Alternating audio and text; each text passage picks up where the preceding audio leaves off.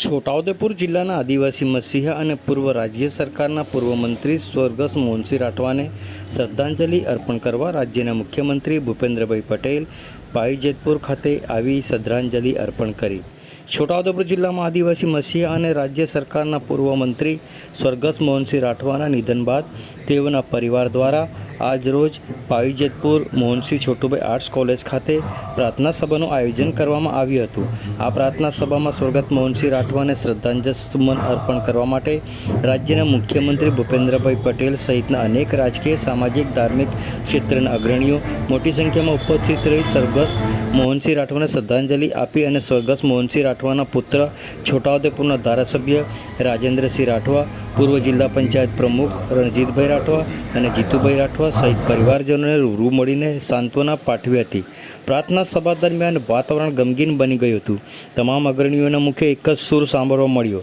સ્વર્ગસ્થ મોહનસિંહભાઈ રાઠવાના નિધનથી આદિવાસી પટ્ટામાં એક મોટું રાજકીય શૂન્યાવકાશ સર્જાયું છે।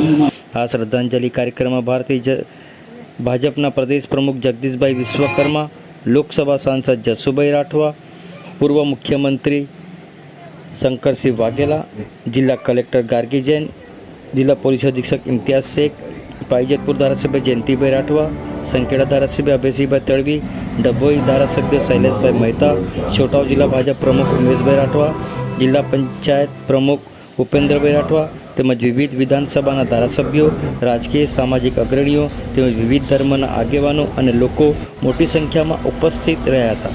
આવો સાંભળીએ આ અંગે લોકસભા સાંસદ જસુભાઈ રાઠવા શું કહી રહ્યા છે, સાંભળો તેઓના મુખે। જેમણે પોતાનું જીવન લોકસેવા માટે સમર્પિત કરી દીધું એવા આદિવાસીઓના મસીહા સ્વર્ગસ્થ મોહનસિંહ રાઠવા સાહેબ જે આપણી વચ્ચે રહ્યા નથી, એમને આજે શ્રદ્ધાંજલિ આપવા માટે ગુજરાતના માન્ય મુખ્યમંત્રી શ્રી ભૂપેન્દ્રભાઈ પટેલ, ભારતીય જનતા પાર્ટીના યશસ્વી અધ્યક્ષ આદરણીય જગદીશભાઈ વિશ્વકર્મા તથા આદિવાસી નેતાઓ ઉપસ્થિત રહ્યા અને આ વિસ્તારની અંદર લોકોએ એમને શ્રદ્ધા સુમન અર્પણ કર્યા।